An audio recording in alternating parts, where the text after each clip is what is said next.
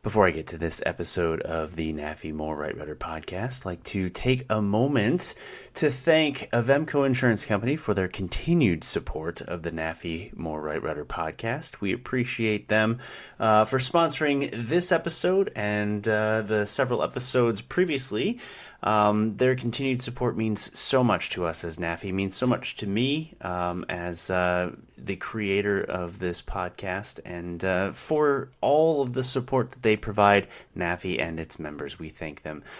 More specifically, we want to make sure that you are aware of the NAFI CFI Insurance or Liability Insurance Plan provided by Avemco Insurance Company. If you want some information about that, it is exclusive to NAFI members, and you can check it out at nafinet.org/insurance, or you can find the plan on avemco.com. So again, exclusive to NAFI members, check it out. And if you're not a member and you want to take advantage of that insurance plan, you can join us and you can get $10 off if you enter in the promo code POD49, Papa Oscar Delta 49, when you join or renew NAFI. That'll get you a little bit of a discount. And of course, it's our little thanks for listening to this podcast. So thank you, Avemco, for sponsoring another episode, and on to the program.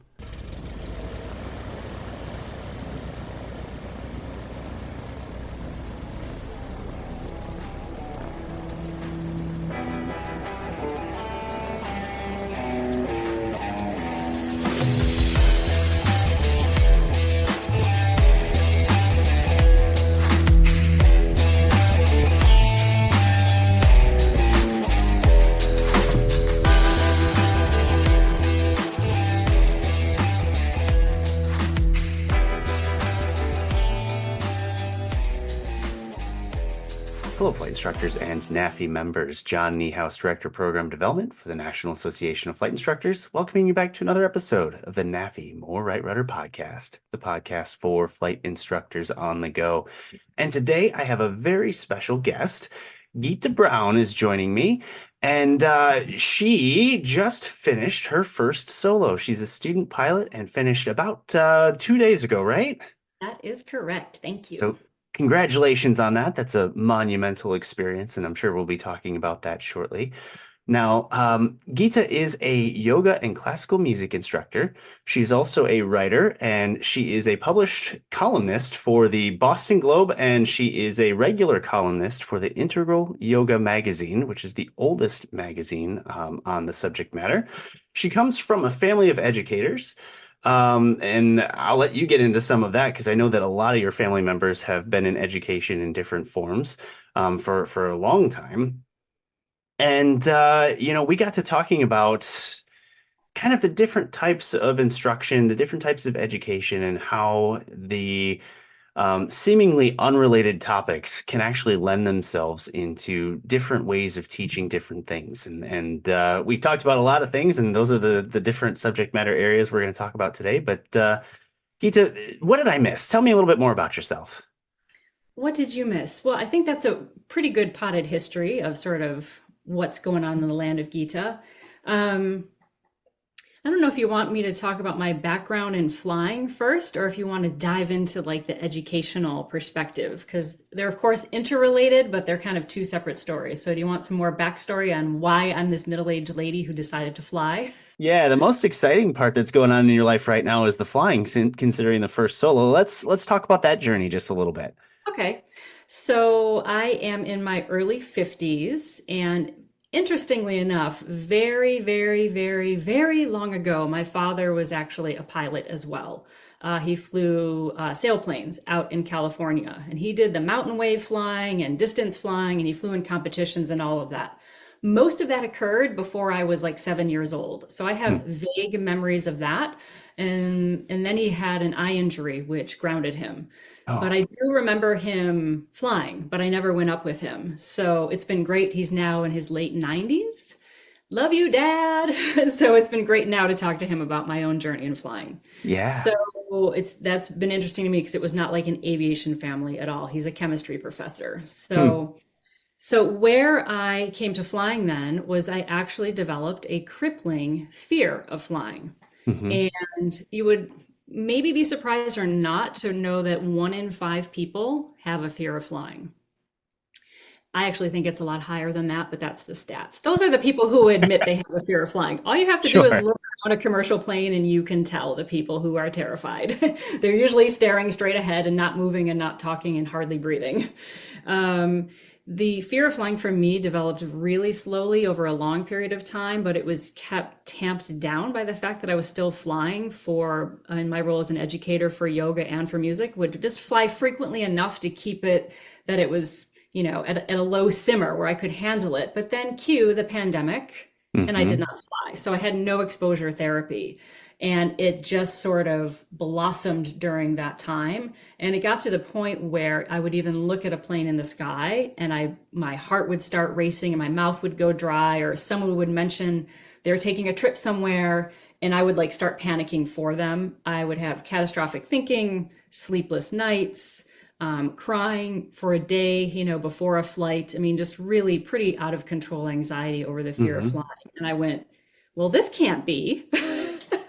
I'm this yoga educator who, I've been meditating for 30 years. How has my mind managed to take over and attach fear onto this one thing that I know is not rational, but yet seemingly I can't control it?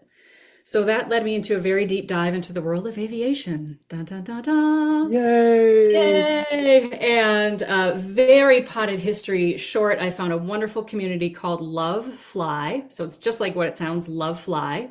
And it's a community of people that's founded by Paul Tizard. Shout out to Paul and his crew because he used to work for Virgin Atlantic way back when as crew, and he did all of their fear of flying courses.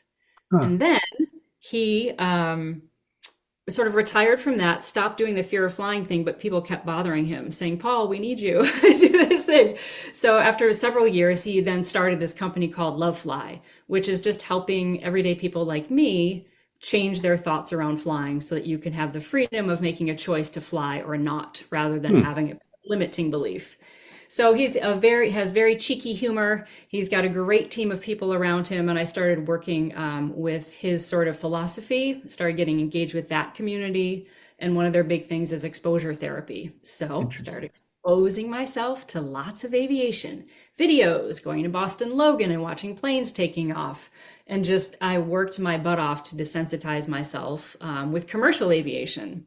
Along the way, I thought, well, if I go up in one of those tiny general aviation planes, if I do that, then certainly I could get on an Airbus, it'll be no problem. Oh, yeah. So I called a local flight school and said, hi, I have a crippling fear of flying. I'm terrified. I'm probably going to throw up all over your plane, which I have horrible motion sickness. I mean, I'm just laying it all on the line, right? Like, I'm pretty sure I'm going to be a disaster on that day, but would you be willing, to take me on a discovery flight or at least just help me? And they were wonderful. Can't say enough about them. We can talk more about that if you'd like, but took the discovery flight. And after a ton of coaxing, that instructor, who is now my CFI, finally got me to put my hand on the yoke. I mean, it took a lot for me to even put my hand on the yoke. And he said, okay, your controls. I was like, my controls. And in that moment, it was like the switch flipped. And I looked out and I remember we were flying sort of vaguely towards Boston. And I could see the ocean. I could see that sort of rugged, scrappy Boston skyline, and then the beautiful blue hills, which I realized why they're called the Blue Hills, because from the air they look blue. Blue hills in front of Boston, and I could see a peak of some of the mountains up in New Hampshire, and I just fell in love. It was like that fear like flipped and made me realize that there was that love that had been waiting for me all along. Hmm. And that was it. And then it took me like a year and a half of work, or maybe a little bit more than that, to actually get to the point to where I could solo, because it took a lot of time to desensitize, to get myself to a point where I could actually be in that smaller airplane and learn without the fear response sort of continually taking over. And at some point, of course, with work dedication, that flipped, and I flew solo the other day with not even a qualm or a worry. So that's my sort Amazing. of potted aviation history. And now here I am in my 50s going, how do I fuel this new addiction? How do I get more? I want to do How more. do I get more? I need more. I told my husband, I'm like, you don't understand. This is a way of life now. If we move somewhere else, it has to be near a small general aviation airport. Like, this is just who I am now. So that's how I come to be here today. So let's dig into a couple things here. One of the questions I had, and you said exposure therapy was one of the techniques that the Love Fly gentleman put together. But what were some of the other techniques that helped you? So a big one, so exposure therapy was absolutely huge. Videos on YouTube, up and close and personal desensitization like that. A big one, which has actually served me really well in music, in some extent to yoga, but definitely in music and now in flight training, is visualization. Hmm. The In music, quite often, say you have to play, like I've played the Mozart clarinet concerto. It's a Hmm. long piece, right? It takes 20 or more minutes to get through. There might be a day where I don't have the physicality in my hands or my fingers to practice more on that day, but I know I need to do a run through of the concerto. So I would sit down in very intense, vivid detail. Imagine that I'm not only playing the concerto, but I'm walking into the room. I'm assembling my instrument. I'm warming up. Like, do a practice as if I'm actually doing it so vividly that I can actually feel my fingertips sweating and I can feel my tongue muscles sort of responding to the imagery. Because when I visualize like that as a musician, it lights up the same areas in the motor cortex as if I were actually doing the movements themselves. But you have to not just sort of imagine or think about it, you have to intensely conjure that image as if you were actually doing it. It takes a lot of concentration. Hmm. So I'm used to doing that for music, of this very intense mental rehearsal and practice. I mean, Olympians do it. It's a well-known and documented practice. So I would do that for aviation as well. I would see myself walking down the I want to call it the tunnel, but to get onto the actual airplane, that's a point of Hmm. conflict for a lot of fearful flyers and where a lot of them leave and don't make it onto the aircraft. So I'd visualize myself walking down that passageway, sitting in my seat, smelling the jet fuel and the smells of the people around me. Especially after COVID, being in a small space with lots of people, that Hmm. sort of was a little bit of a like, oh, is this safe now kind of feeling. Had to get over that one. So that really intense visualization was key. By the time that I got onto some flights, like to go to Chicago and Denver, I was like, oh, I've been here before. I've done this already. To my brain, it was like, you've rehearsed this, you've done this before. So visualization was a key one. And then overall, just getting a grip as a yogi, right? Like, yogi, heal thyself. Like, dial up my yoga practice, which for me is meditation, breathing, and Hmm. the physical practices of yoga, as well as reading some of the ancient scriptures and philosophy books, which say all the same stuff. Because guess what? For thousands of years, human beings have been stressed out. And the same techniques of like, spend some time in nature, take care of your health, drink some water, think good thoughts, surround yourself with good people. That same advice has been happening for thousands of years. So sometimes reading those books would just remind me, do the simple things very well and decrease my overall level of stress and anxiety, so that if I had a little spike, it's just a little spike. It wasn't like I was already at this elevated high wire state of tension. So visualization, massive self-care, yoga, yoga, yoga, getting a grip of my own mind. Yeah. And we're going to dig into that too. But I'm actually really glad you said that about, the ancient scriptures, because we like to think as a society that we're unique. We like to think that, oh, we're more stressed out now than we've ever been before, and I've got so many problems and all of these things. And like you said, we might have different problems, but at least we don't have to like go out and find our own food or Correct. where am I sleeping today? At least hopefully for the majority of us, that's not a problem. But it's interesting to remind yourself that for as many unique problems as we think we have, history would show that those things are continuously there. Yeah, and the human response to stress is the same. Hmm. That's why the practices of things like yoga. I also practice qigong, which is, for listeners who aren't familiar with that, it's a Taoist longevity practice that works on both sort of that internal self and the external self. Hmm. Um, so similar to Tai Chi would be a Yeah. very close correlate. So, and what I find so interesting though is the human response to stress has been always been the same. We have functionally the same nervous system, right? We go into the fight, flight, freeze moments. That hasn't changed, regardless if the stressor is you're overwhelming yourself by continually checking the news all day long, or whether you have food stress, like you said, or you have, stress over shelter or physical safety. The autonomic nervous system responds in the same way. Hmm. So the techniques to counter that, breathing slowly and deeply, spending time in nature, stillness, positive and uplifting environments, does the same thing, because your body doesn't know that it's living in 2024 or if it's back in 1950 or 1600 or thousands of years before that. Still the same animal body that we've always had. So, And that's really interesting to hear because, this is one of those things for those instructors in the crowd. We have to read the fundamentals of instruction, the FOI, and the FOI covers Maslow's hierarchy of needs and all of yeah, these other things that we need to look for in the students. yeah, And sometimes we get good at seeing that in the students. We don't always get good at seeing it in ourselves. So it's kind of that sort of different sides of the same coin. yeah, The other thing that you said that I thought was interesting was sort of the visualization that you mentioned.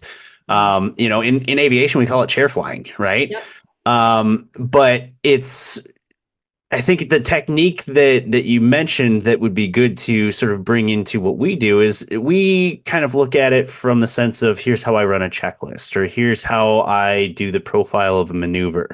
Not always are we briefing some of those before things, like you mentioned, walking out to the airplane. What am I looking for? What am I doing? Why am I doing what I'm doing? And that can even encompass the pre-flight walk around. It can encompass how do I prepare myself for a maneuver that maybe I'm scared of.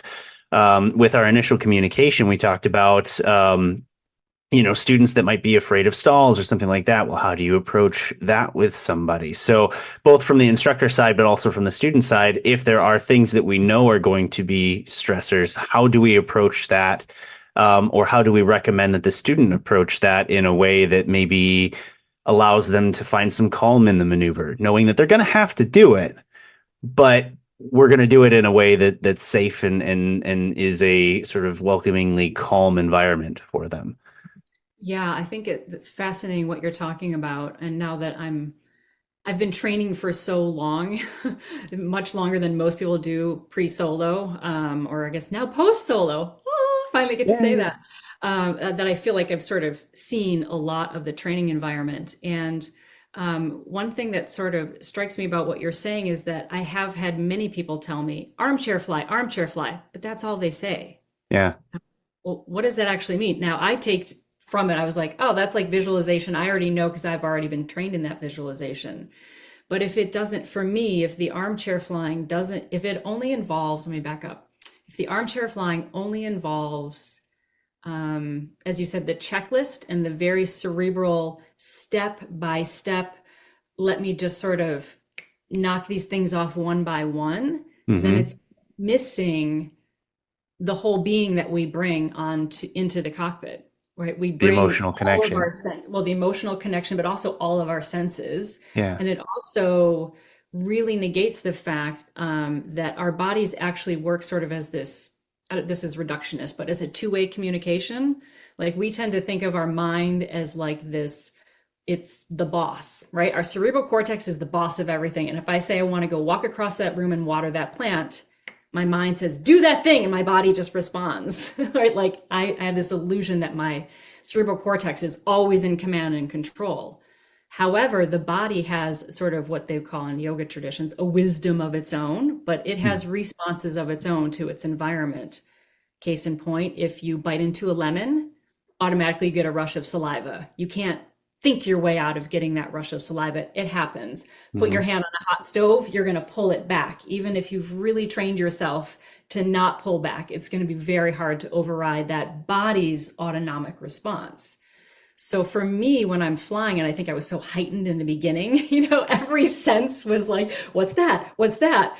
My CFI was like, you can't bake more than 10 degrees. Little Miss Gita's going to freak out.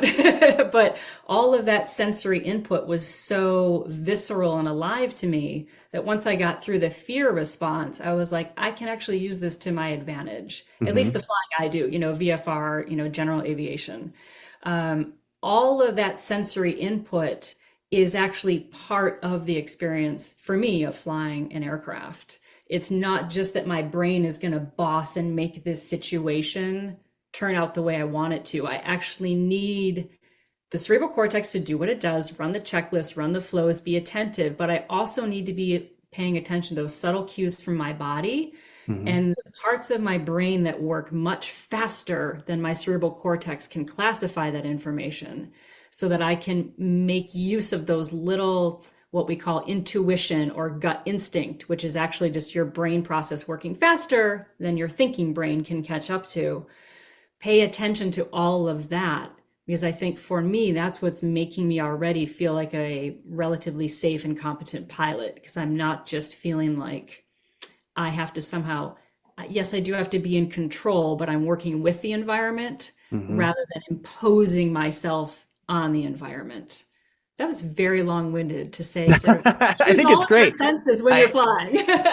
I really appreciate your perspective, and it's really nice to hear it from a student, because so often these conversations are crossed between two instructors who don't necessarily remember what it's like to be a student. Right. Um, and you sort of answered this question already, but I'm going to come at it from a different way. When we talk about fear, we talk about the fear of flying or a fear of maneuvers. Obviously, you found ways of overcoming that.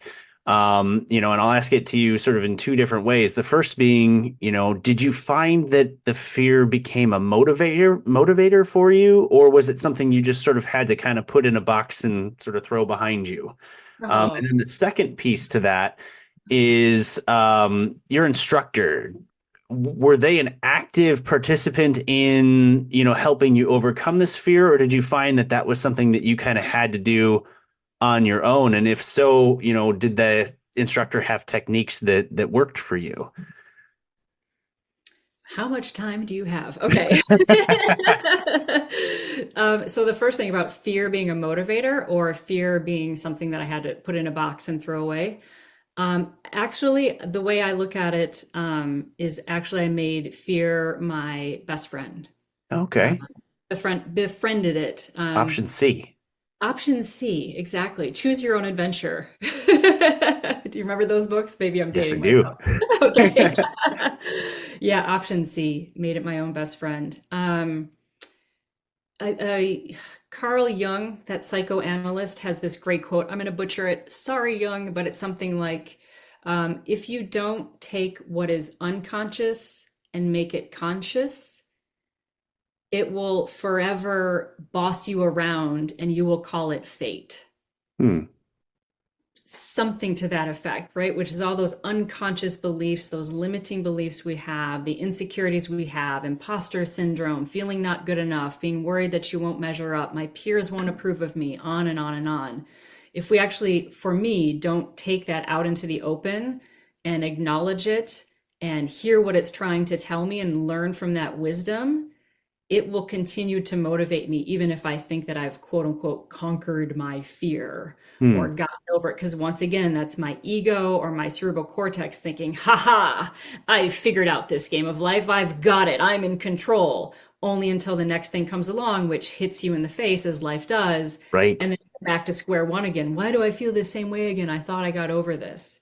So a big part for me of that fear was doing something that my yoga teachers have trained me to do. And this particularly goes to Sonia Sumar, the founder of what was called Yoga for the Special Child. And it's now Yoga for All Abilities, Hmm. because she really teaches people through all ages and abilities. So I teach people who have, autism, who've been through, brain cancer, end stage life, all, breast cancer. I teach, typical high school kids who have plenty of stress. Oh my gosh, those kids.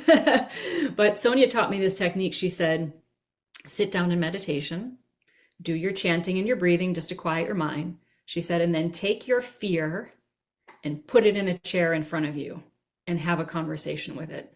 Hmm. Why are you here? What are you asking me to see?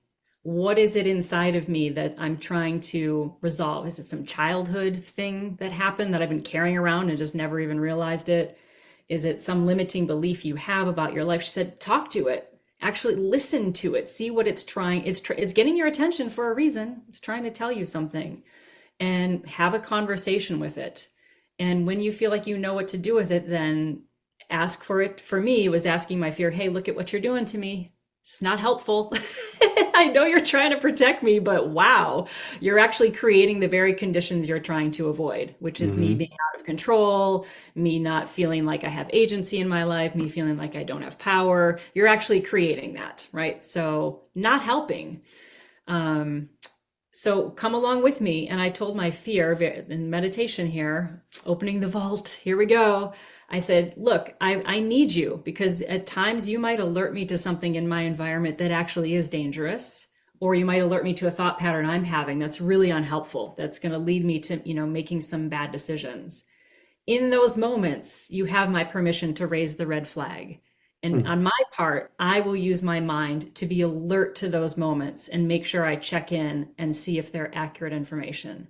Other than that, I'm going to ask you just to sit in the passenger seat and remain silent. You're here with me, right? But I'm going to be guiding things, but I promise I will listen to you when I need to. And that really helped. But I have been meditating now for 30 plus years every morning, so I have a very good relationship with my mind. Hmm. Um, and I've been trained extensively, by swamis and gurus and that type of thing to really, sit with myself. Um, so I'm going to get to the next one you asked, which is about the instructor, because I have a lot to say about how fabulous. But this is something we touched on in our pre-conversation. Yeah.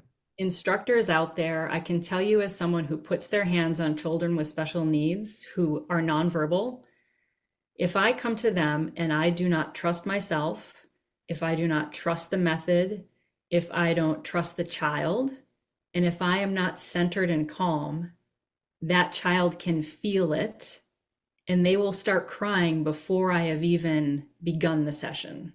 Hmm. I see it over and over and over again. People say, how do you get a child with autism to calm down and do yoga? How do you get them to do yoga? And the answer is, I don't get them to do yoga. I embody it to the best of my ability, and I bring that energy and mindset into the space. And Hmm. just by how I am, they start to learn what yoga is, which is being connected to yourself. So if we as instructors of anything, and this goes for me as a musician too, if I go into a music student and I'm like a little insecure that maybe I haven't been practicing much lately and my reed isn't very good, and they ask me to demonstrate something, and I'm like, oh my gosh, can I even play that passage? What if I Hmm. biff it? What are they going to think about me? They're going to think I'm not very good. They're not going to want to take lessons with me anymore. If I spiral like that in my mind, even if I'm pretending like I've got it and I play the Copeland or whatever, they're going to feel and pick up subtly on that insecurity, and it erodes that trust between teacher and student. Sometimes you don't even know these things are happening, but they really are. So as instructors, if we're not really, I think for me, doing our own work on knowing ourselves well and being honest about our limitations and our unconscious motivations, it can really get in the way of building a relationship where you're helping the student then to get to know themselves better. And sometimes showing that you can make a mistake, that you can Yeah, botch a maneuver, you can botch a piece of exactly. music actually endears you to the student. I mean, I had that all the time where it was like, man, I don't, oof, I haven't done a lazy eight or a steep spiral in a long time. Let's see how Yeah, this goes. And sometimes yeah. it went okay, and sometimes it's like, all right, well, why don't you tell me what I did wrong? Because we both know that I screwed this up. Um, Yes. and the FOI again, kind of that's the main governing book on how you interact with a student and how you teach for us as instructors. The first thing it'll tell you, sort of rule number one, is don't if you get it wrong, don't make it up. You Yeah. know, admit it. If you're sitting on the ground and a student asks you a question about, okay, well, what does this mean? And you kind of sit in your head going, gosh, I really should know that, but I think it's this. Well, now you've done two things. A, you've made something up, which inherently creates a little bit of distrust, whether the student admits it or not. Yeah, And then the second piece to it is, of course, the whole primacy thing. If you've told them something that you kind of knew was wrong, and now you're going to spend the next, week and a half trying to fight against having told them something incorrect right, knowingly. right. And so there's this kind of battle of not just the retention in the mind, but then the trust in the mind too. Yeah, absolutely. I think it's fantastic when students, the best teachers that I've had have been teachers who figure it out with me. Hmm. Um, and I'll talk about my flight instructor in a moment, but I have to give a dad story. Can I give a dad Yeah, go story? for it. Dad. So my father is an organic chemistry professor. He So was a super smart. professor. Yeah, I think so. Um, My mom is also an organic chemist. She's actually considered sort of like, I guess now the grandmother that she's older, the sort of the grandmother of pharmaceutical drug design. Oh my So she goodness. was responsible for sort of doing some of the early stereoscopic imaging of drugs, and particularly like how to target a compound so it could actually get into a cell and produce the therapeutic effect. I mean, she's a Wow. super smarty pants. Yeah. So you can imagine the dinner conversations when Gita was 6. So, but what I remember from my dad is less of the flying and more of being in his office in the chemistry department. And he would just like hand me chalk, this was back when we had chalkboards, and be like, draw on the board is yours, have fun, whatever. I have to tutor the student. And this was usually in the summer when he had research students. So these were his advanced students, and really that mentor mentee relationship, or what I would call master and apprentice relationship, like we have in yoga, where it's over a long period of time. And no matter what you do, you always return to the feet of this teacher. You're just always there learning from them. It's not just to get a rating or get a certificate. You're just Hmm. teach me everything. I'm here. I'm humble. So we had those types of students in these sessions. I'd be over there copying his little diagrams of like water molecules on the board. And I'd listen to him teach, and the student would come in, they were doing their research, then they'd come bring him the research and say, Professor, I'm stuck or something. So they would come in, usually frustrated, usually anxious, shoulders hunched, breathing fast, clutching their little papers, and they'd be like, Professor Martin, I just, this, I don't remember chemistry, chemistry, chemistry, is what they said. This happened, this happened, this happened. I don't know what to do next. I don't know which sequence to run next. What should I do? And he would pause. This was the greatest lesson. He would pause and kind of go, He'd lean back in his chair and he would just look at what they brought in. And he would always fold his hands and kind of put them over his belly. And he'd be like, well, I'm not really sure. What do you think we should do next? And there was just this quietness in the room that he would create. First, there was that pause of inviting them to stop the mental spin, right? A pause. And then there was the admission of, I don't know what to do next. I'm not just going to tell you an answer. I don't know either. And then ball back in their court, right? You still have the controls. What do you think we should do? And they would just that moment of pause and him admitting, I don't know either, would like give them like, oh, this is supposed to be a spirit of inquiry, not a spirit of get the right answer. Otherwise you're doomed and you're a Mm. failure. It was like, right. He was doing all of that in just that simple space, time, admitting he doesn't have the answer, and sort of like, what do you think? Like, let's have a discussion about it. And I think that like, I call him like my first guru, my first teacher, right? He like was learning from that education is less about, at a certain point, people know how to fly the plane or play the clarinet or teach a yoga pose or a meditation technique, but it's more about, can you create the conditions so that the student can figure it out for themselves, and that Hmm. you're sort of like an active partner in that. So Dad, you rock. You know that. I tell you that all the time, but maybe he'll listen to this. Love it. So you asked about my CFI. Yeah. So how did they become an active participant in overcoming your fears? Or was that more of a personal struggle that you tried to conquer on your own? Like What was the dynamic relationship with that? So my CFI is NAFI board member George Allen. Shout out to George. Shout out to George, thank you. So I'd say the very first thing that he did was picked up the phone when I called. Who answers the phone anymore? But it happened. Um, and when I did that initial sort of spew of like all my fear and insecurity, I'm just going to lay it on the line because I wanted to see how this person would respond Hmm. if he had just said something like, "Oh, you'll be fine, we'll go up." That would have been an instant, I'll go on to the next person on the list thing, right? That minimization of the fear does Hmm. not help because the person knows they'll be fine. They know it's okay. They know it's relatively safe. That's not the issue. They don't need it to be brushed off. They actually need it to be an active partner. So he was like, yeah. So the very first thing he did was actually, I went to the airport and I spent over an hour just in his office, just talking to him. Like, that was it. There was no like pressure to go out to the airplane. It was just two people in a room having a conversation. So I was like, oh, this is someone who understands that I'm not just going to like rush out there and want to get my hands on the controls and take off in 20 minutes. Like I'm sure some people are so excited to do, but that wasn't me. So he took his time with me. Um, and even on the Discovery flight itself, I was extremely hesitant to even put my hand on the yoke. I mean, it was like I literally looked at him and said, I don't think I can do it. Just and he said, "How about this? I still have the controls. Just put your hand on the yoke, but I'm still flying." Like he would always take the next step. Like if there was a step that would freak me out, he would find the step below it and just let me sit there for a little while until I went Hmm. like, "Oh, this step's okay. That's cool." And then he'd say, "Okay, now you can do that thing." Instead of that constant pushing and driving, which is very prevalent in our society, push, drive, right? We have that very much 110% go through, which works to a certain extent, but usually breaks people down over the long haul. He would Hmm. always just sort of back off to what I could do, let me hang out there, and then when I was ready, nudge me forward.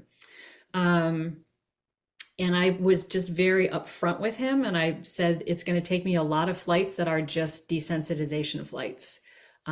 And he was totally okay with that. And he would make them as much of a learning opportunity as we possibly could. So I think when you're so fearful, there's only, I mean, it was probably a good, let me think of the timeline. It was probably a good 9 months of flights where the fear was so prevalent that I wasn't learning effectively. It was really only like this past October that something finally clicked and I felt like, oh yeah, I'm just going to flight school. It's just a thing. Like it wasn't, okay, 80% of me is in the plane freaking out that I'm in a plane, and 20% of me is like, this is so freaking cool. I love it. It took a long time for that ratio to change. So I'd say that that was the biggest thing is that he somehow instinctively knew probably he's just an awesome, generally incredible person and knew always when to dial it back and when to push. Hmm. You'd have to ask him about that. So I'm sure there were many days when he was pulling his hair out. um, in terms of the other elements of fear, I think he also fed me as much information as possible. I'm a pretty insatiable learner. So if there Hmm. was a book or a podcast or a video, he would just constantly send me things to read and to just soak in aviation in general, books about the Wright brothers, on and on and on. That was also extremely helpful. Um, and I think just overall, like the general from the beginning, him and Deb Allen as well. Shout out to Deb, who runs the flight school. Without her, there would be no schedule, there'd be no planes, there'd be nothing. That's George's mom, right? Correct, Yeah, correct. I've met her once. She's very nice. Yeah, and also his dad and also Adam, the other flight instructor. They always just seem to have this attitude like, well, of course you're going to become a pilot. And they're like, and yeah, you're going to be a CFI someday. So don't worry. Like they were, it was like a given to them. Like you're going to do that thing. And I was like, have you seen me out there? I'm a mess. I'm a da, da, da, da. And they're just be like, they would just not even fuel it at all. They're just going to be like, yeah, so you're going to do this thing and it's going to be awesome. Like it was Mhm. just very matter of fact. And sometimes just having another person look at you and just not buy into your internal drama is very helpful. But to actually see your potential was huge. Um, Yeah, so I think patience and time. What's the other things he did? Where there were days where I would show up, like I had a dog for 12 years. The dog died. I was in immense grief, but I had a flight lesson like 2 days later.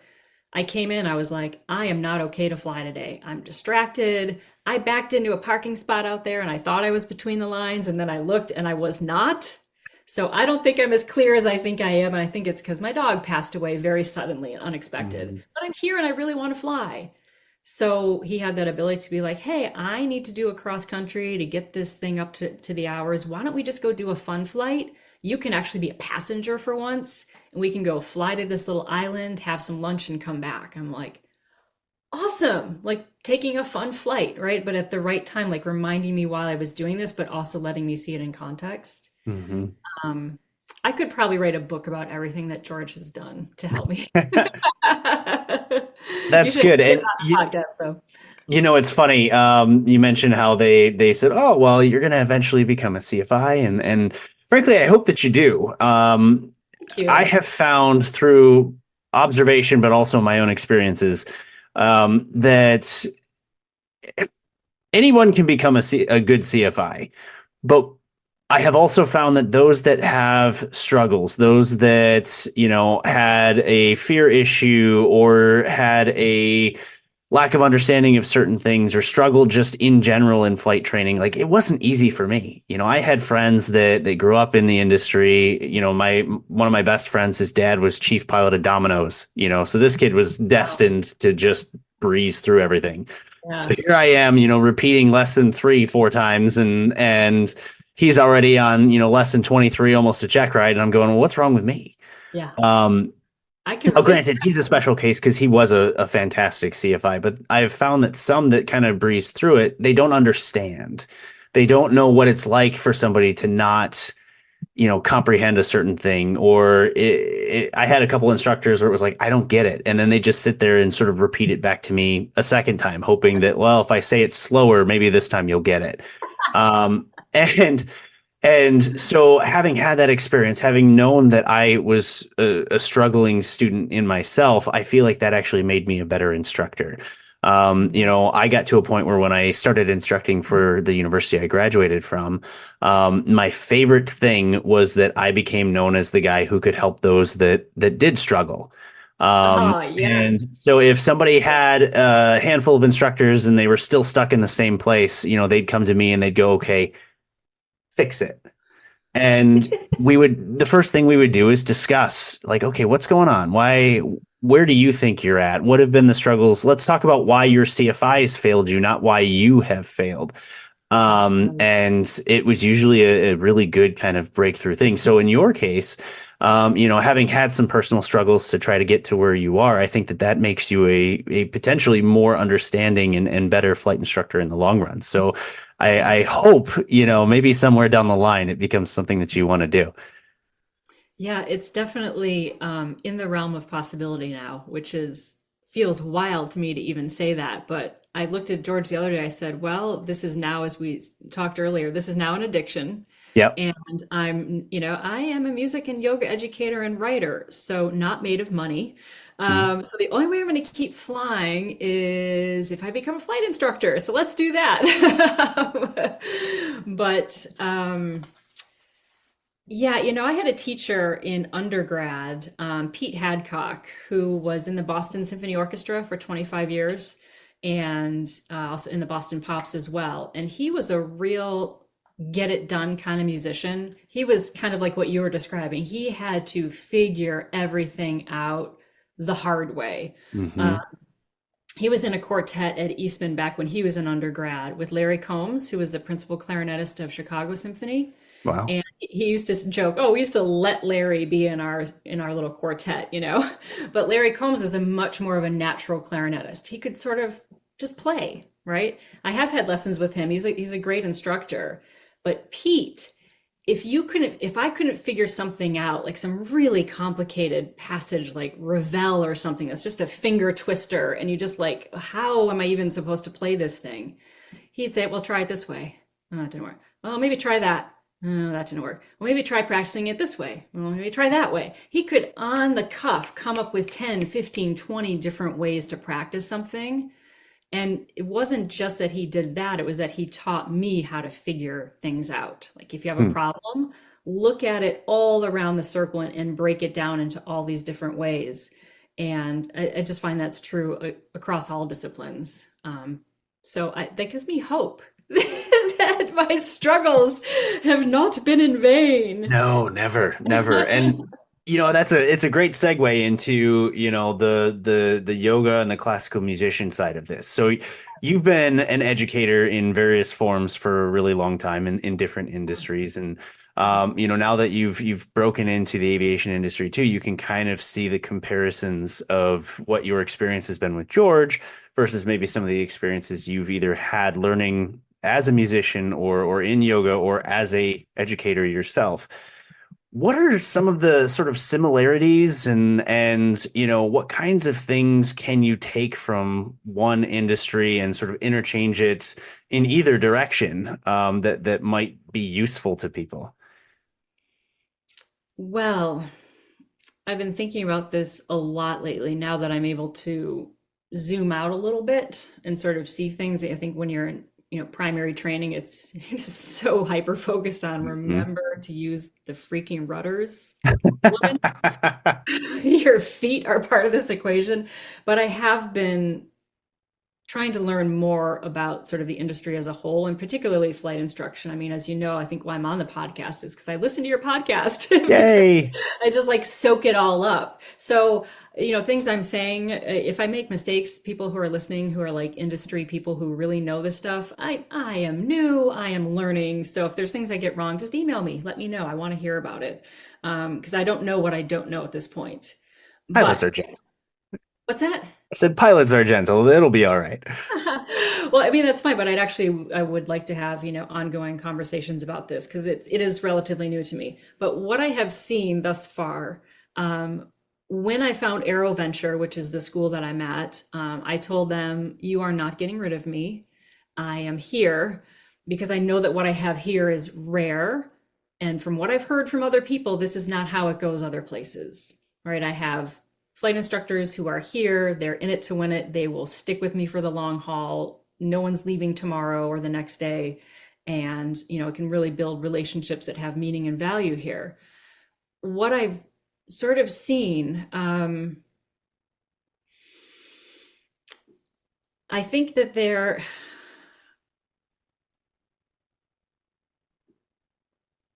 can always be a push. I've seen this in yoga, so I can give this analogy. There can be this push of like, we want more. I hear this all the time. We want more people to fly. Hmm. And there's a huge demand now for pilots. There's a huge demand in flight schools. And then we have this corresponding, I guess there's been a huge spike in the failure rate of first time check rides, right? I mean, it's kind of scary numbers. And for me as an educator, now I've been teaching since I was in seventh grade and I'm now 50 plus. So do the math, long time. Seen this for sure in yoga, which I can talk about. There is a significant challenge that happens when there's a push to make something not necessarily more accessible, but there's always a push. We want everyone to have this experience. We want more people to fly. We want more people to do yoga.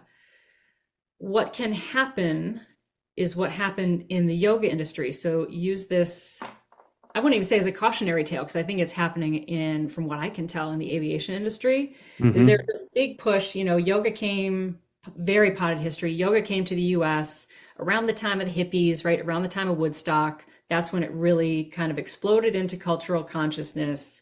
People were doing it as a way of sort of transcending their mind and getting into these sort of higher perspectives of Hmm. themselves and the universe. And then the postural boom happened in the 80s where everyone was like, think of 80s aerobics with the headbands and all that, Then the postural boom started. Everyone wanted to get that like yoga body, and the yoga became very identified with the body. And the classical yogis like me were like, that's part of it, but it's mostly so that you can be comfortable, so you can be like a useful person and feel good and live a long life, not so that you can stand on your head. It's to stand on your own 2 feet. But all of these booms then happened, and they said, well, we got to step in and regulate that. We better come up with some standards, blah, blah, blah. So I won't get into the whole yoga the whole yoga accreditation morass. I won't go there, but there is a prevailing belief right now that the 200-hour training in yoga is sort of the standard. Hmm. And that once you get trained at that 200-hour level, you can call yourself a blah, blah, blah yoga teacher and get hired at a health club and teach yoga. So, how long is 200 hours? It's like a month or so of training. Is anyone really ready to teach someone after a month of training? Hmm. And what happens then is that the bar gets lowered because now that bar to entry has been lowered. And I don't believe it's this way. And I've never belonged to the Yoga Alliance, I'll call them out, who has this sort of 200-hour accreditation. Never belonged to them because I think it's an absolute travesty. They do great work on the side of advocating for legal issues for yoga teachers, but the whole accreditation and registration, it's a debacle. So 200 hours of training, then people get 200 hours. They say, oh, I'm a yoga teacher now. Got it. Then they go teach in a health club, and someone who just had a heart attack, 61 years old, out of shape, goes and takes hot yoga where they're going to do 108 sun salutations, which is a thing where you just flow and flow and flow through poses over and over without resting. Hmm. That teacher has 200 hours of training, doesn't know to look as this person is walking through the door going, this is not going to be the right class for that gentleman. That gentleman takes that yoga class, leaves there feeling completely frazzled, and they go, yoga doesn't work for me. That's it. Yoga, I tried that once. It's not for me. And then they're gone. Hmm. So then what happens? That person is out there saying, yoga doesn't work. I tried it once. They tell other people. Then the whole cultural consciousness sort of changes. They think yoga is moving the body. It's what you look like. It's wearing a leotard or whatever. People don't wear leotards anymore. But you know what I mean?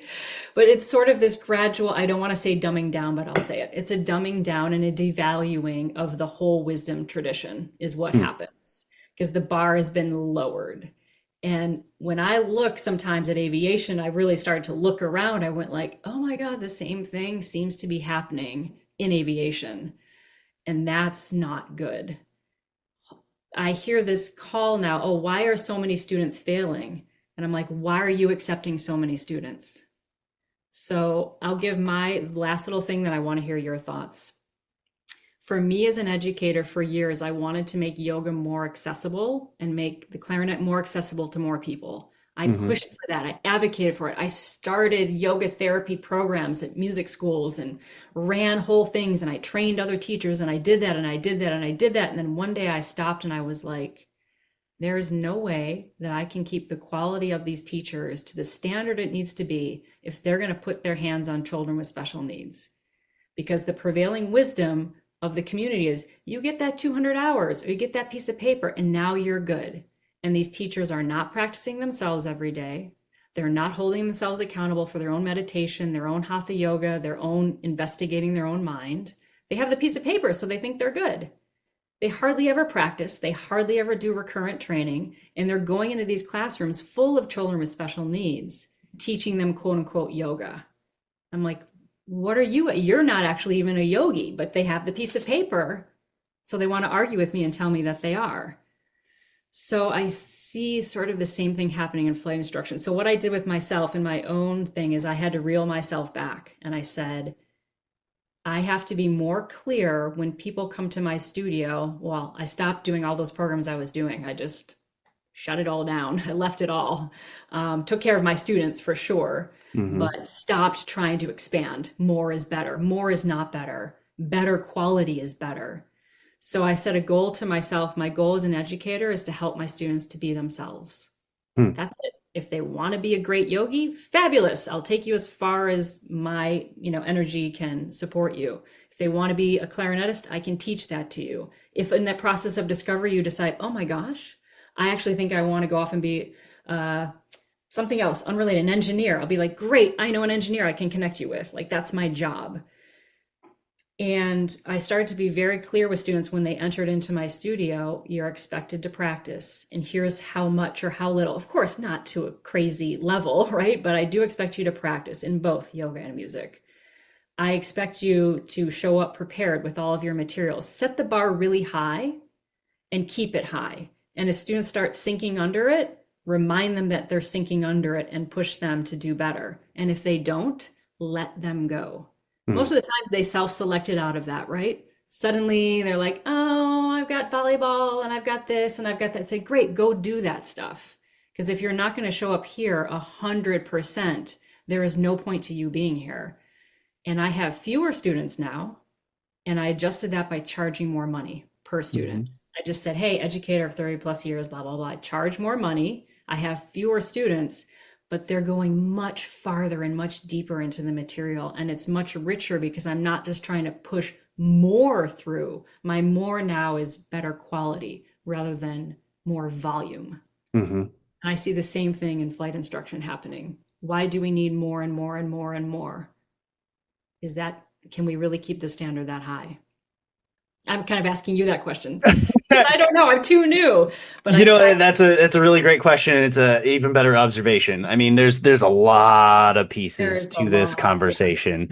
Yeah. One of those pieces, and I'm going to preface anything I say by saying, like, I am, was, is the classification of what somebody might consider a quote unquote transient or I hate to use the word time builder instructor, but Yeah. ultimately I used flight instruction as a launch pad to other things. I can't deny that.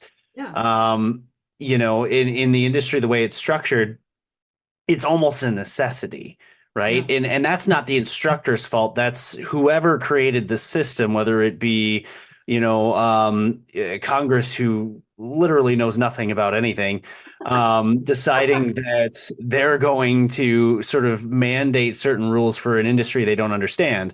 Yeah. There's a lot of that. So I have to. I'm not here to disparage anybody who followed the exact same path that I did. Right. However, what I'd like to say about myself and advocate for anybody else doing it is because flight instruction is one of the last vestiges of how you can launch your career, you have to sort of be understanding of yourself of what am I going to do with this? Everybody says it's a small world and don't burn a bridge and all of these sort of cliche things. Unfortunately, or fortunately, depending on how you look at it, it is absolutely true in aviation. Everybody knows everybody.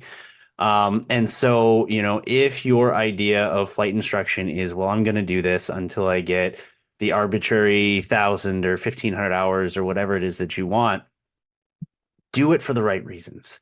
Understand that, yeah, it's for yourself, but what am I doing? Well, I'm doing this for someone else too. They're giving me their personal safety. They're giving me their psyche, their understanding of themselves and what they want to achieve. And of course, they're giving me their hard-earned money.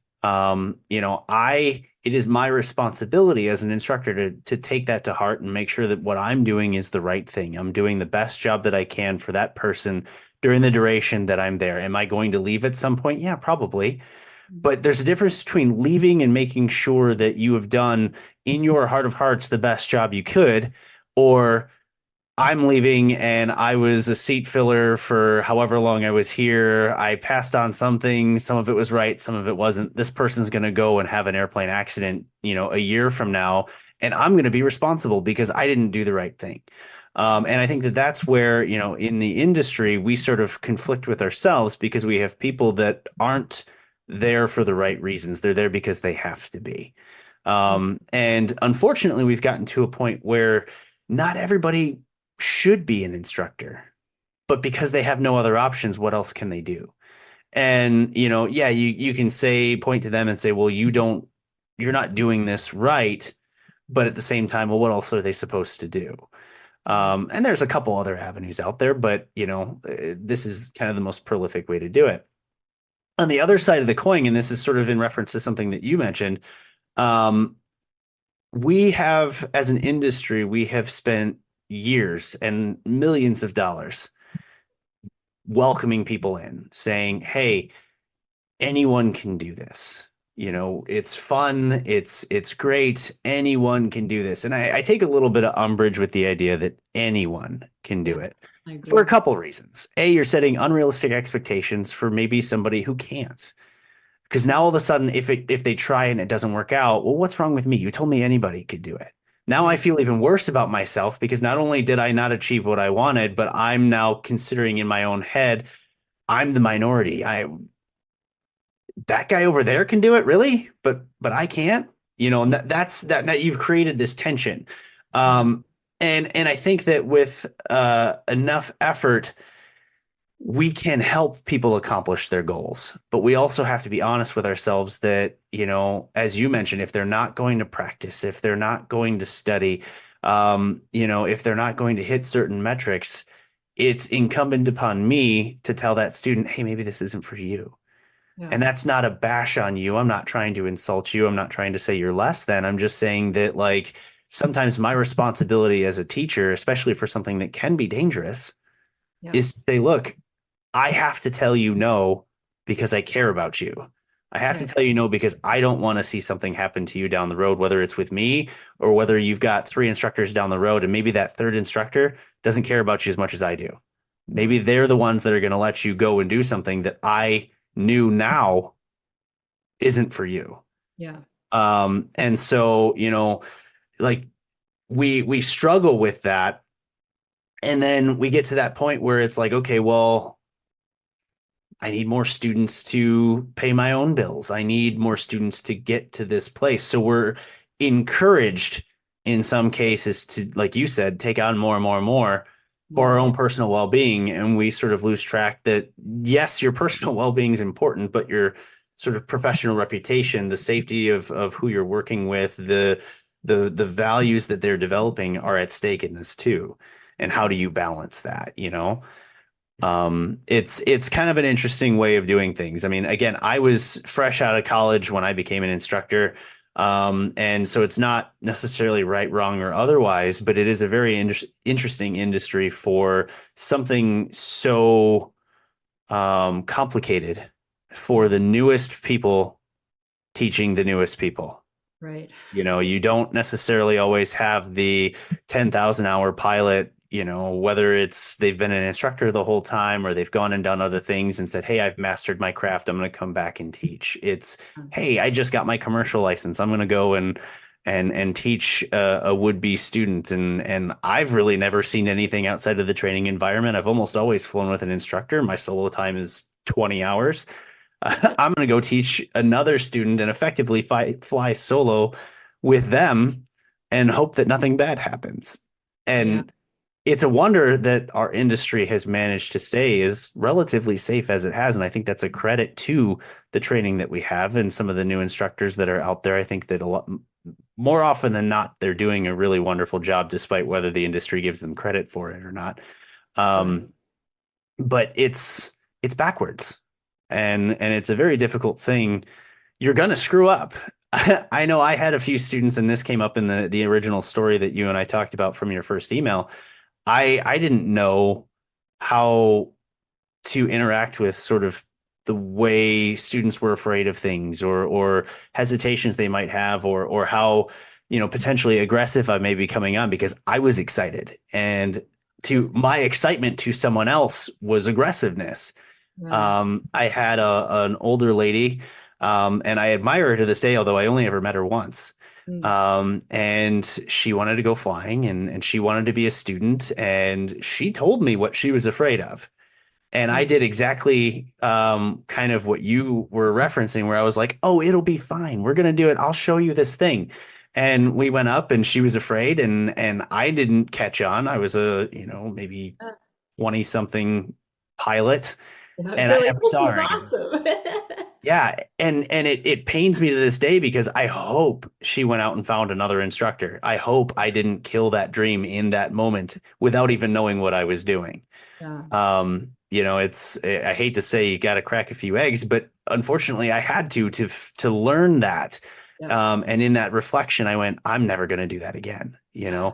Yeah. Um, and it did make me better, but it is a shame that it came at the expense of somebody else. And luckily for me, that was the worst that happened. Nobody got hurt. Nothing bad happened from a physical standpoint. It Yeah. just sort of maybe changed someone's sort of mental state. And that, She it was can be just as uncomfortable. damaging. So, yeah, I don't know if that actually answers your question, but it's sort of an acceptance of yes, there is an issue. Right. The answer is several pronged coming from many different directions, and how we tie that up is extremely difficult. Yeah, well, I'm certainly not going to solve that problem today. Right? Right? Yes, Gita, the yoga music educator. That's it. That took one podcast. We got it figured out. That's But right. obviously, there are huge regulatory issues in the way the industry is set up. There could be some paradigm shifts there. Um, but I just think there's just no shortcuts in life, though, right? Like if you want to be a quality educator, quality instructor, it takes time and it takes discipline. Hmm. Um, so whether you're doing it for the relatively short term or you're a career CFI, time and discipline, and you can up Hmm. that level of time by studying more about teaching. And for me, the best way to learn is to study with master teachers. So I don't know if there's a new CFI out there at all, but like I initially got trained in yoga for the special child. Sorry, they just changed their name, Yoga for All Abilities, many, many years ago. And I thought, this is a brilliant teacher. Sonia Sumar, the founder, she's brilliant teacher. So I took, all of her trainings, quote unquote, got all the certificates or whatever. But I kept going back to her basic 1 week training course over and over and over again. And people would always be like, why have you taken that like 12 times? You've been doing this for like a decade now. You have your own department, you do all of your continuing ed, but you keep taking that one over and over. I'm like, it's not to get the material again, it's to watch her teaching the other people in the class again. Because Mm. people come up against their own resistance or their own ideas about how it should be done, or, there's a lot that goes into unpacking things when you're in a room with people, for over a week doing this type of training. So I would watch how she would handle people's mental resistance, emotional resistance, physical resistance, and just how creative she was with each different group about getting people to sort of come along with her very deep and rich understanding of the wisdom tradition. And I learned so much from that. So if you have teachers that you like or flight instructors that you like, don't just do the minimum, right? Like sit in the back seat, fly around with them again, sit in on a ground session. Like there's ways that you could learn more and be more effective without just needing to do, more laps in the pattern with a new Hmm. student. But I don't know. I can say one more thing about it. It's a more philosophical thing, but there can be a tendency I've noticed for humans, myself included, we want to blame the government or the school, or I used to work like at a college, so it's always the administration, is doing this and doing that, like just let teachers complain, and we will. And those are very real beefs like that we're having with, like you were saying, like with the FAA, or senators making up their minds about this when they don't know anything about it. All very true and real. However, one of the most wise and effective leaders we ever had is Gandhi. And he said that famous thing, right? Be the change you wish to see in the world. Something extremely powerful happens when every single person stops complaining about things they can't control and dials up the volume on the things they can control, because it sets a tone, an energy, and an expectation, and like what am I trying? A boundary, a limitation, and a rule for this is the way things are done, and the standard is up here, and it never ever slips. And that has so much power that I think people don't realize how much power they actually have when they don't just go, oh, well, we can't because it's just the way it is. Say, yes, that is the way it is, but here's how I am conducting myself. That moves mountains, and that actually leads to a lot more change than people realize, because then you attract the people who are interested in doing that, you empower them to do it more, and it grows and it grows and it grows until eventually then that force can push back against like the larger forces like Gandhi did in India with the Brits. Then Hmm. you have that sort of mass momentum of people taking personal responsibility that can really push back, and that's usually then when the larger governments and things shift even a little bit. But it has to start there with each person embodying it. I think so often people kind of use it as an excuse, honestly. Yeah. Oh, I can't because it's just too, because this, because that. I'm like, I just, again, hear my teachers saying, like, stop complaining about what other people are doing. What are you doing? Or as my dad would say, rise above it. He would just say, That's rise good above it. advice. Rise above. Because I'd be, listen to me. He'd be like, rise above it. I'm like, oh, yeah, right. So, So I feel like I could have two or three more podcasts with you, because I have we so many love to questions talk. and We there's so love many to things talk. that we have prepped in this discussion that we could go another handful of hours.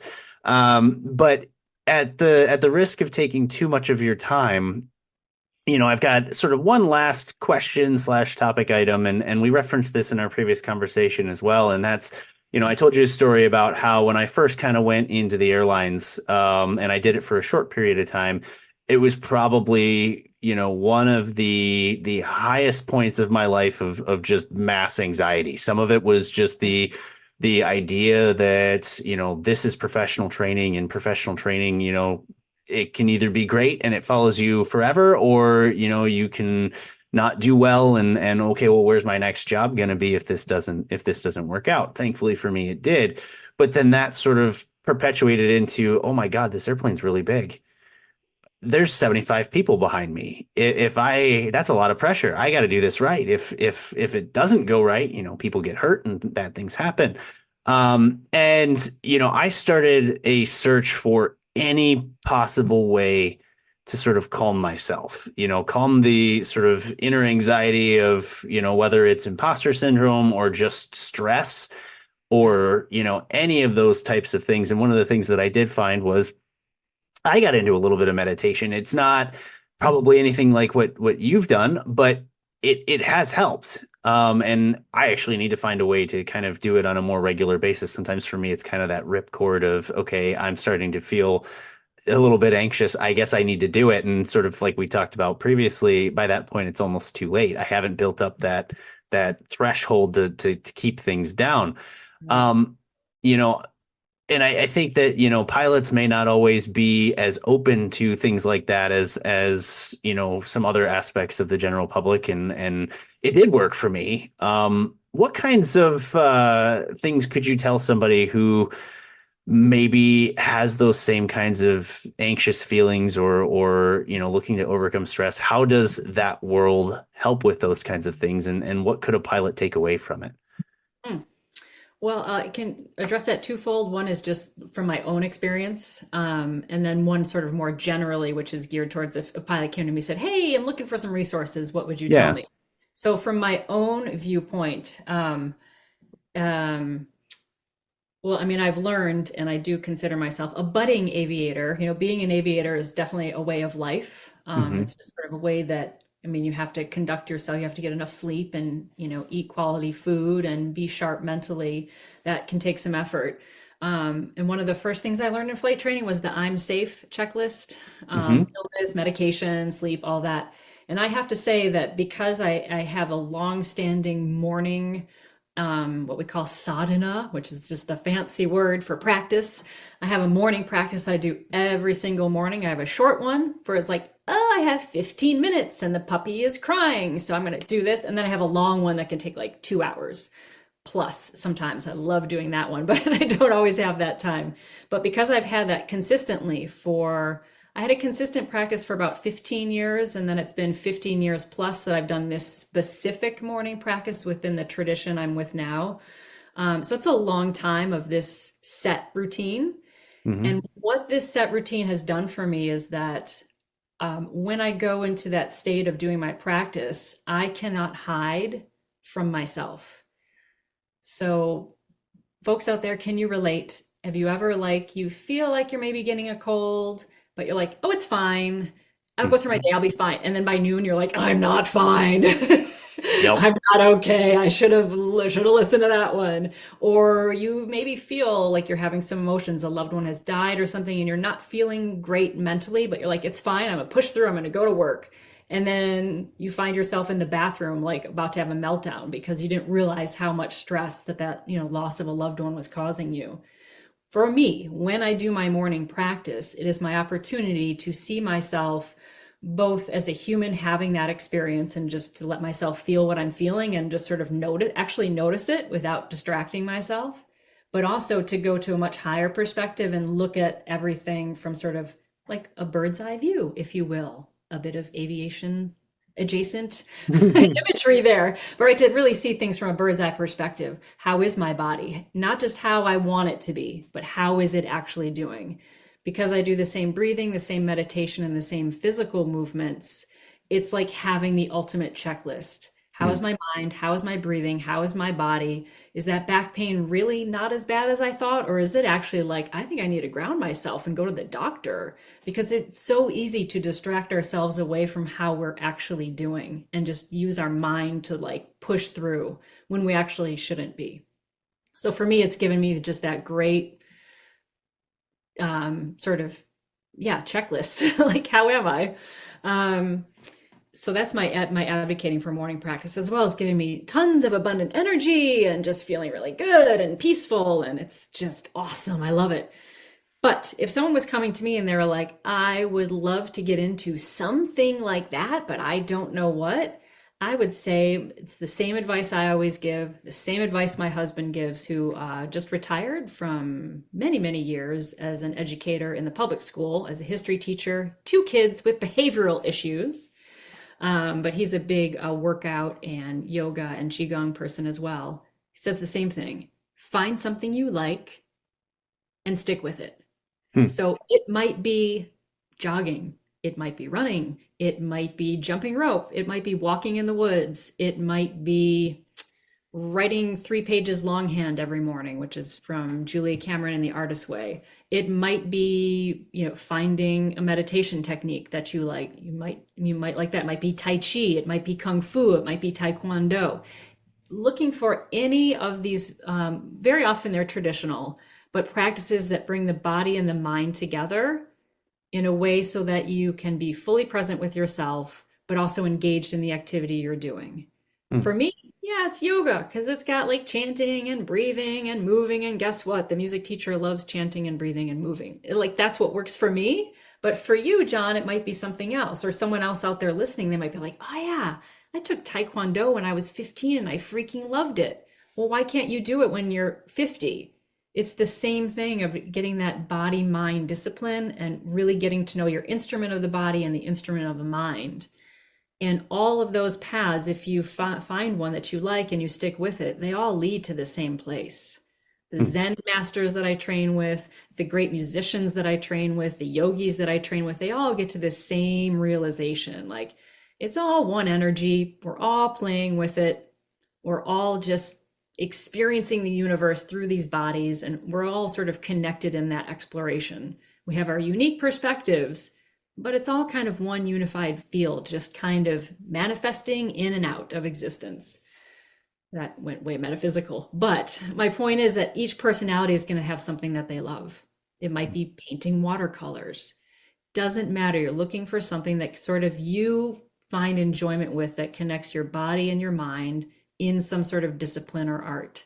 And you find a teacher that you like and you just do it every day, a little bit, 10, 15 minutes. And see what happens from there.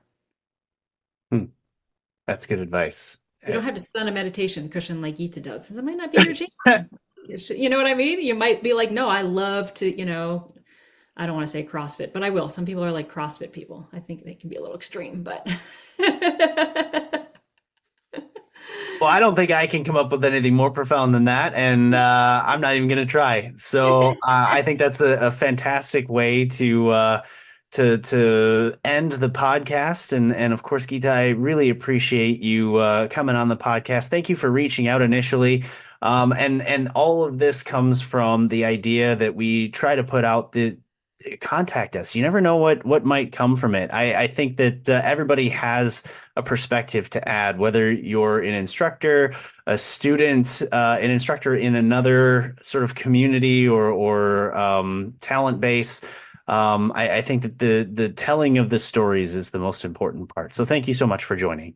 It is beyond my pleasure. I hope some of this was useful or at least vaguely interesting. If anyone ever wants to reach out, feel free. My contact info is just my name, Gita Brown, Gita Brown @gmail.com. anyone has questions or wants to correct me on anything I've gotten wrong, I love to learn. So reach out anytime. Is that how somebody would contact you to be a student of yours if they wanted to? Correct. Yep. And you Okay, can go to my website, which is just my name too, gitabrown.com. It's all pretty easy to find. If you Google me, there's not too many Gita Browns. So perfect. I'm findable. Well, thanks again for joining. My pleasure.